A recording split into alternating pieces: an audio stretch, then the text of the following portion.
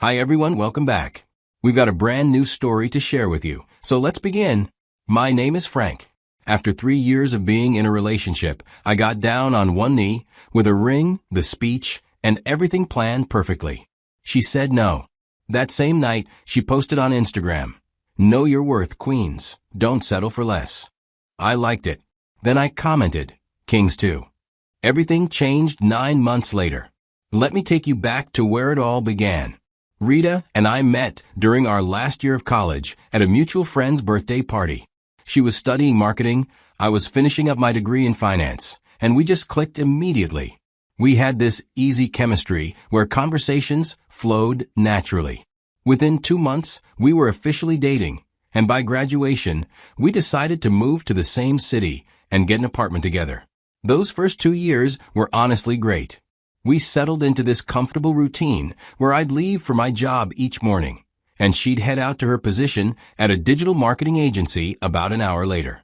Evenings were spent cooking dinner together, binge-watching Netflix series, and planning weekend adventures. We celebrated our first anniversary with a weekend getaway to the mountains, our second with a fancy dinner at the steakhouse, where we had our first official date. Rita seemed genuinely happy during this period. She'd send me random texts throughout the day and surprise me with my favorite coffee on particularly stressful work days. Her Instagram was filled with a couple of photos of us doing things. The comments were always supportive from friends and family, with her mom frequently leaving heart emojis and telling us how cute we looked together. But somewhere around year 3, things began changing in ways that were subtle at first, then increasingly obvious. Rita began working later hours, claiming new client projects required her immediate attention. Weekend plans became more flexible on her end, with her frequently canceling our scheduled activities because something urgent came up at work. The texts throughout the day became less frequent, and when we did communicate, her responses felt more obligatory than genuine. I noticed she started going out more often with her coworkers, particularly on Friday nights when we used to have our standing date nights. When I'd suggest joining these work gatherings, she'd explain they were just boring industry networking events that wouldn't interest me. Her social media presence shifted, too. She was posting more individual shots of herself at coffee shops, restaurants, or professional events. The captions became more focused on personal growth, career advancement, and independence. Despite these changes, I was more certain than ever that Rita was the person I wanted to spend my life with. It might be because I interpreted her growing independence as maturity, or I was just deeply in love and couldn't imagine being with anyone else. I started researching engagement rings in February, spending my lunch breaks at jewelry stores and learning about cut, clarity, and carat weights. I wanted everything to be perfect. By April, I had selected a classic solitaire diamond ring with a platinum band, nothing too flashy, but definitely elegant and timeless. I spent weeks planning the perfect proposal location, ultimately deciding on the venue to propose. The weather was supposed to be perfect on that Saturday afternoon, and I had even arranged for her friend Laura to suggest bringing her to the venue, not knowing I'd be waiting with the ring. That Saturday morning, I was incredibly nervous, but excited. I had the ring in my jacket pocket and had practiced my speech probably 50 times in the mirror. When Rita arrived at the venue where I had planned to propose, I gave them time to settle down before I appeared from behind her. I got down on one knee and pulled out the ring. When she turned to see me, I told her how much she meant to me, how I couldn't imagine my future without her, and asked if she would marry me. The silence that followed felt like it lasted forever, but it was probably only about 10 seconds. Rita looked genuinely shocked, like someone had just told her some unexpected bad news. She helped me stand up and took my hands, then explained that she wasn't ready for marriage. She said she was still figuring out her career path and wanted to focus on personal growth. She mentioned feeling like she needed more time to discover who she was as an individual before making such a big commitment. Rita assured me it wasn't about not loving me, but rather about timing and her own readiness for that level of commitment. I was devastated, obviously, but I tried to understand her perspective. I walked back to our apartment in relative silence, carrying the ring box in my pocket like some sort of painful reminder of the afternoon's events. That evening, Rita went to her friend Laura's house to talk through the situation, leaving me alone to process the rejection and figure out where our relationship stood. While she was gone, I scrolled through social media, trying to distract myself from replaying the proposal scene over and over in my head. Around 9 that evening, Rita posted on her Instagram story and feed simultaneously. The post was a simple text graphic with a pink and gold background that read, "Know your worth, queens. Don't settle for less." The caption was just a crown emoji and the hashtags #self-love and #knowyourworth. I stared at that post for probably 5 full minutes, feeling a mixture of hurt, confusion, and honestly, a bit of anger. Here was my girlfriend of 3 years, who had just rejected my marriage proposal a few hours earlier, posting about not settling for less. The implication seemed pretty clear, and it stung more than the actual rejection had. In a moment of petty impulse, I liked the post and added a comment that simply said, "Kings too." Looking back, that comment was probably passive-aggressive and immature, but in that moment, it felt like the only way to respond without getting into a public social media argument. The comment got several likes from mutual friends, which somehow made me feel slightly vindicated, though I realized later that most people probably had no idea about the context behind my response. Rita came home around 11 that night, saying she was tired and wanted to go to bed. The next morning, she acted like nothing had happened, making coffee and asking about my plans for the day, as if everything was normal. I decided not to bring up either the proposal or the social media post, figuring we both needed some space to process everything. Over the next days, our living situation became increasingly awkward. We were polite to each other, but lacked the easy intimacy that had characterized our relationship for 3 years. Rita continued working late and going out with coworkers, while I spent most evenings at the gym or visiting friends. Neither of us brought up the future of our relationship directly, but the elephant in the room was getting impossible to ignore. About a week after the failed proposal, Rita suggested we should take a break to figure out what we both wanted. She framed it as a temporary space for reflection, but something in her tone suggested she had already made up her mind about our relationship's future. I agreed, partially because I was exhausted from the tension and partially because I hoped some time apart might help her realize what we had together. Rita moved back in with Laura temporarily, while we figured out the logistics of our shared apartment and belongings. The lease was in both our names until August, so we agreed she would continue paying her half of the rent while staying elsewhere. Dividing up our shared possessions was surprisingly complicated, given how intertwined our lives had become over 3 years together. During this separation period, I focused on work and tried to reconnect with friends I had somewhat neglected during the relationship. My coworkers Kevin and Tyler started including me in their weekly happy hour gatherings, and I began going to the gym more consistently. The routine helped distract from the constant wondering about what Rita was doing and whether she was missing our relationship at all. About a month into our break, another friend of Rita, Jessica, reached out to me via text message. She said she wanted to check in and see how I was handling everything. Jessica had always been friendly when we hung out in groups, but we had never really communicated one-on-one before. Her message seemed genuinely concerned about my well-being rather than fishing for information about my feelings regarding Rita. It took several conversations over the next few weeks before Jessica finally revealed something that completely changed my understanding of why Rita had rejected my proposal. She seemed conflicted about sharing this information, but eventually told me that Rita had been secretly involved with another guy for months before I proposed. The new guy worked in software sales and had apparently met Rita through a mutual connection on LinkedIn. According to Rita's friend, Rita and the new guy's connection was done secretly. I suspected it was under the pretense of work-related activities that Rita gave as an excuse. The new guy knew Rita was in a committed relationship, but seemed to enjoy the secretive nature of their connection. Rita had been hiding this entire emotional affair from me while simultaneously pulling away from our relationship. The most painful part of Jessica's revelation was learning that Rita had been comparing me to the new guy when she talks to her friends. Rita saw the new guy as more successful financially, more exciting professionally, and representing the lifestyle she thought she wanted. Rita had convinced herself that staying with me meant settling for less than she deserved, while the new guy represented everything she thought was missing. Jessica apologized for keeping the secret, explaining that she had hoped Rita would end things with the new guy and recommit to our relationship. Instead, Rita had been using our relationship break as a cover to explore her connection with the new guy more openly.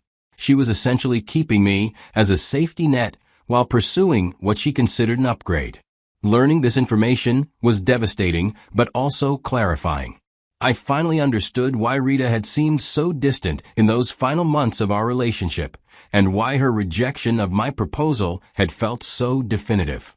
She hadn't been questioning her readiness for marriage in general.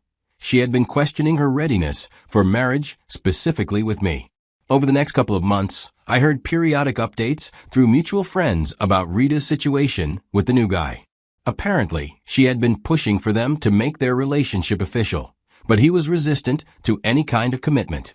He seemed to enjoy their casual arrangement and wasn't interested in the serious relationship Rita was hoping for. Rita's social media during this period told an interesting story.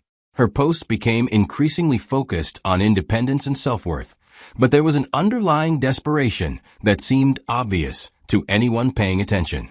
She would post quotes about not chasing people who don't appreciate you, immediately followed by photos from expensive restaurants that I knew she couldn't afford on her salary alone. By month 4 of our separation, I heard from a mutual friend that Rita and her man's situation had become pretty toxic. He would make plans with Rita and then cancel last minute, or he would go days without responding to her messages. Rita was apparently driving herself crazy trying to figure out what she was doing wrong and how she could convince him to take their relationship more seriously. The irony wasn't lost on me. Rita had rejected my proposal because she thought she deserved better, but the person she considered an upgrade was treating her far worse than I ever had. While she was dealing with her man's inconsistency and emotional unavailability, I was moving forward with my own healing and growth. Meanwhile, Jessica had been checking in with me regularly throughout this entire period. What started as a concerned friendship had developed into something deeper. We discovered we had shared interests that I had never realized during group settings when Rita and I were together. Jessica and I started spending time together, initially just as friends, dealing with the complicated social dynamics of Rita's choices. These interactions gave me something positive to focus on while processing the end of my relationship. Jessica was a thoughtful listener and offered perspective without ever trying to manipulate my feelings about Rita or the situation. Around month 6 of my separation from Rita, I learned that her relationship with her new man had completely fallen apart. According to mutual friends, Rita had been pushing to make their relationship official and exclusive, but he had been resistant to any commitment. The same pattern that had made their secret relationship exciting apparently made him unwilling to settle down with her. Rita had given him an ultimatum about becoming exclusive and public with their relationship, and he had responded by ending things entirely. She was devastated, having given up our stable relationship for someone who ultimately didn't want the same level of commitment she was seeking. During this same period, Jessica and I had been growing closer, and I was beginning to realize my feelings for her were developing beyond friendship. She seemed to value qualities in me that Rita had started taking for granted in our final year together. One evening around month 7, while we were having dinner after an event, Jessica confessed that she had always felt something special for me, even when Rita and I were together. She said she had never acted on those feelings out of loyalty to her friendship with Rita, but she wanted me to know how much she genuinely cared about me as a person. This confession created a complex situation. I was definitely developing strong feelings for Jessica and could see real potential for a meaningful relationship. However, dating my ex-girlfriend's friend felt complicated ethically, especially given how recent my breakup with Rita had been. Jessica and I talked extensively about the potential social complications and decided to proceed carefully and honestly. By month 8, Rita and I had finalized our separation completely. We had handled all shared belongings and lease arrangements, and we had essentially eliminated contact except when absolutely necessary. Rita seemed to be struggling with the aftermath of her situation with her man while trying to rebuild her social life and professional focus. Jessica and I had our first official date that month. The evening felt completely natural and comfortable. With Jessica, I felt like she was genuinely interested in understanding who I was rather than just enjoying the excitement of a new relationship.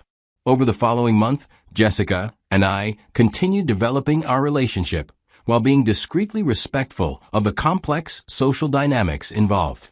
We avoided posting anything on social media and generally kept our relationship private until we were more confident about our long-term compatibility and direction.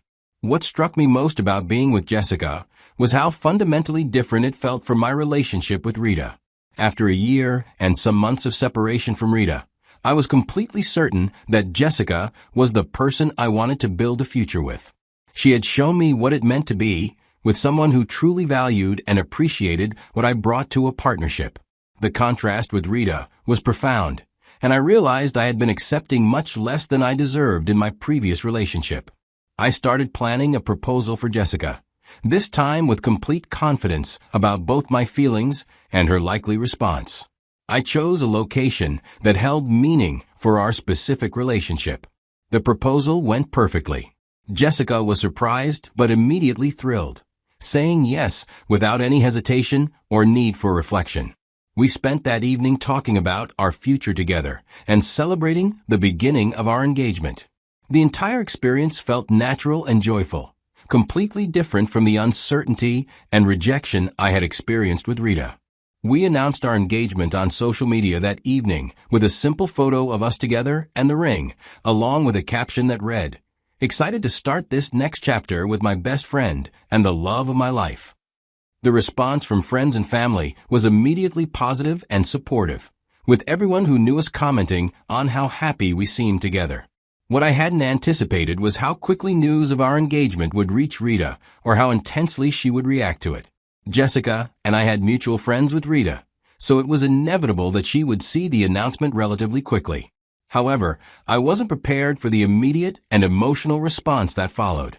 That night, around 11:47 p.m., my phone rang with a call from Rita's number. I almost didn't answer, but something made me pick up. Rita was clearly crying and sounded like she had been drinking. She immediately launched into this emotional monologue about seeing my engagement announcement and how shocked she was that I had moved on so quickly and with her friend. Rita told me she had been expecting me to reach out. She said she thought I would eventually come back and try to win her back, proving that our relationship meant as much to me as it had meant to her. She admitted that part of her rejection of my proposal had been based on wanting me to fight harder for our relationship. This confession was honestly stunning to me. Rita had apparently been operating under the assumption that rejecting my proposal would somehow make me more determined to prove my love and commitment to her. She had expected grand gestures, persistent pursuit, and basically me chasing after her to prove that I valued our relationship enough to fight for it. Instead, I had respected her decision, given her the space she requested, and moved forward with my own life. Rita seemed genuinely confused that I had taken her rejection at face value rather than interpreting it as some kind of test or challenge to overcome.